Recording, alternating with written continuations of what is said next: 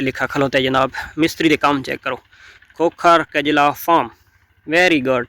अच्छा अली हसन भणे भी अपना नाम लिखवा खलारा ने भाई मिस्त्री को अली हसन होर दे नो कैं पिलर दुते कोनी ना मुइतबाद ना है ते ना दूजे मोहम्मद अजान का ना है अली हसन अपना नाम लिखवा खलारा भाई। अस्सलाम वालेकुम टू आल संगत, क्या हाल है जनाब? ठीक ठाक हो? उम्मीद करें मेरे सारे बहना बिरा ठीक ठाक हो। जितने मेरे बहना बिरा बीमार हैं अल्लाह पाक सारन शफाई कामला अता फरमाए, और जितने मेरे बहना बिरा सफ़र दियाते हैं अल्लाह पाक उन्होंने सफ़र आसान नसीब फरमाए। ये जनाब बिलादरी चौधरियाँ इतने लाए हुए दरखत इस सामने जो खलोते खग्गल है तो ये जोड़े पौधे हैं तो ये शरीद हैं। तो इतने जनाब ये तले तुम देखो ये गुलाबी गुलाबी फुलों वाली रत फुली फुटी पई है, इसका नाम है रत फुली, यानी कि कुदरती एक जड़ी बूटी है।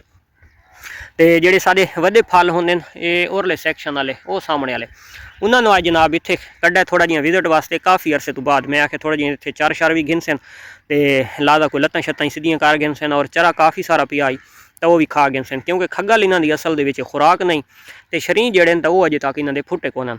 इस वजह तो मैं आखे थोड़ा जिहा गुजारा मुजारा थी वजे। अज जनाब वो सामने अपने फार्म की अपडेट भी अपने दोस्तों को देना वो भी दिखवे ना जितना एक काम थी गया माशाल्लाह बहुत खूबसूरत और अल्हम्दुलिल्लाह अच्छा काम करेंदा पे मिस्त्री ते बड़ा शौक दे नाल बड़ा लगन दे नाल ते अगां गल्लां सारियां नसीब दियां होनियां।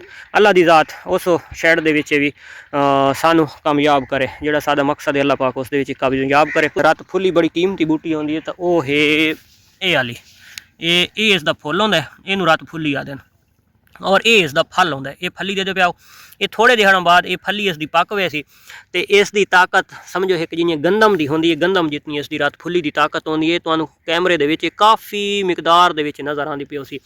ये बिलादरी जी है तो भाई धरोके तो इस वजह तो खाँदी वधी है क्योंकि काफ़ी अरसे तो बाद इन्हों बाहर निकलन का मौका मिले। जियां इतने कढ़ा तो वह बड़ा शौक के नाल खावे ना तो ये देख ये सुंघदियाँ वधियां क्योंकि इन्हों जो हुण पहले टेस्ट नवा करेनियाँ वधियां तो भाई ये किहड़ी शै ये सामने जड़ा तो ये बाथू वो है जो साग दी पाया वैंदा है, ये कुदरती तौर पर फुटदा बरियानी रकबे दे ते ये देखो जी बकरियां आ रो मुइतबा दे वजे ये देखो ये हुण ये चेक करो ये इन्हां दे हाल है। वो बिलादरी गई भाई बस इन्हां चार गिदा ये इन्हां दे शुगल देखो।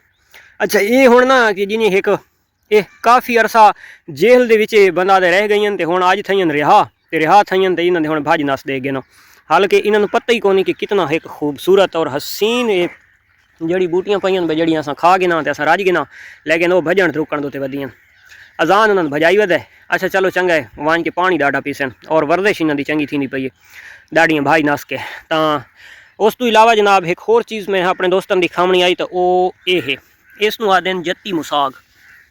ये जत्ती मुसाग ये जड़ फुटती है ये यानी कि एक पौधा होवे तो ऐसा ऐसा यानी कि इन्हां नाल दे नाल फुटदा ही फुटदा रह वैंदा है। इस पूरियां गर्मियां दे विच मुसलसल चलदा है।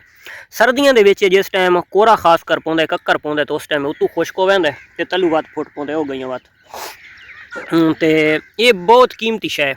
जानवर ये वैसे दा असर जिहड़ा होंदा तो बड़ा गर्म होंदा है, लेकिन जानवर वड्डा गाय भैंस या भेड़ बकरी इसनूं खांदी बड़ी शौक दे नाल है। ये बिलादरी की करूए यार इन्हां दे तां शुगल हन ते असां आखे बिला तो खा गए न, लेकिन इन्होंने नसीबों के ये चारा को नहीं। इस तो इलावा जनाब एक ये चीज़ खलोती है इस चीज़ को आदन दोधक, ठीक है ये दोधक इस तो आखा वैंदा है कि ये जहाँ भन्नो ना तो इस मिल्क निकलता है। ये हुण पक्की थई खलोती है तो ये हल्का जिहा चिट्टापन नज़र आता पी है जी इसकी कूली यानी कि लगर भन्नो ये सामने ये भजी पई है तो ये दे गिनो है इसनूं दोधक आखा वैंदा है। ये सारी जबान दे पता नहीं होर लोग इसनूं क्या देन। ये हुणे पक्कण तो आई खलोती है इस मौसम दे फुटदी है यानी कि सर्दी खत्म थी वे तो निकलती है तो गर्मी के जल्द अरूज आते तो खत्म थी वैंदी है।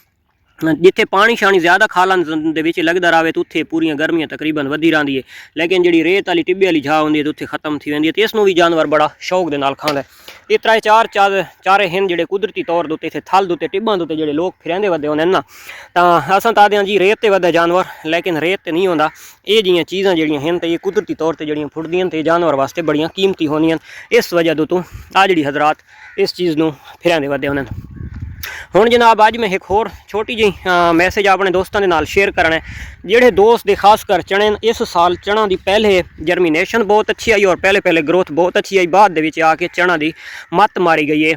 क्योंकि धुप्पां जेह्ड़ा तां अवर निकल आईयां और जल्दी निकल आईयां, इस वजह तो चने की पोजीशन थी गई है, यानी कि फल इस साल चने नूं बहुत कम है और जल्दी पक गया। इस पोजीशन दे जेह्ड़े दोस्त दे चने खलोते होवे उन्हां वास्ते मैसेज है, ये कां दे पे डड्डे खांदे वदन विचों चना खांदे वदन, तो उन्हें जनाब इन्होंने चना दातरी नाल कपावना है। हल्के टिब्बे का चना जो ना ज़्यादातर जल्द पकता है तो ये मुढ़ू पट्टा पैंदा, लेकिन इस पोजीशन के जी जगह उत्ते ज़्यादा फल ना हो, चने के उत्ते किथाई डड्डा हो या बिल्कुल ना हो फल, तो उसमें अस आते हैं बटूर चने। तो बटूर होवे तो उन्होंने भाई कप गिनो, जिन्होंने दोस्तों को इस टाइम खुश्क चारा की किल्लत है, खुश्क चारा नहीं है, उन्होंने कप के मशीन के उत्ते उन्होंने कुत्तर गिनो, कुत्तर के तो उन्होंने तिरपाल ते सट गिनो, एक दिहाड़ की सूरज धुप लगन नाल वो काफ़ी सारा खुश्क हो वैसी, तो वो तुहाडी है तैयार थी वैसी और बहुत कीमती है तुहाडी तैयार थी वैसी, जिहड़ा जानवर बड़ा शौक दे नाल भी खासी और जानवर नूं पानी भी अच्छा पिलाए सी। जियां एक है होंदी है गुआरे दी, चने दी, मूंगी दी, तो उंज यार इसकी है दी ताकत उस तो भी ज़्यादा हो सी, क्योंकि इसका सब्ज़ पानी यानी कि अजे सब्ज़ थोड़े थोड़े सावे वधे होसन तो उन्होंने पानी अस आप विच खुश्क करे सूँ वो, तो दूसरे नंबर दे कोई विच दाना हो सी, तो इस वजह तो ये है जी उन्होंने तो ज़्यादा ताकतवर हो सी और इसकी जी लकड़ी हो सी तो बिल्कुल बरीक कटाई थी हो सी मशीन के नाल, तो वह भी जानवर खा वैसी। तो ये पोजीशन आई इत्थे तक जानवरों तक। हुण वैने तो मैं अपने दोस्तों को दिखवाना खास कर अपने न्यू फार्म का व्यू। ओ जी तो हुण पहुँच आया अलहमदुलिल्लाह न्यू फार्म के विच। ये जड़ियाँ सामने ईटां सट्टियां पईयां तो ये ईटां रही है क्योंकि ये हैं खुरलियां दियां, तो ये जनाब तुसीं दरवाजे चेक करो माशाअल्लाह, ये साडा फ्रंट एरिया है, वो साडी साइड है, उदे जनाब डिजाइनिंग को अपनी कार खिलारी नहीं दे, ये जितनी एक डिजाइनिंग की है ये सारी मिस्त्रियों की है और ये दीवार असां फुल पूरी करवा छोड़ी है इस साइड की, ये देगे ना ये बिल्कुल कवर एरिया थी गया, ये विच दरवाज़ा आ गया, दरवाज़ा ये 6 फुट की हाइट हो गई है इस टोटे की दीवार की।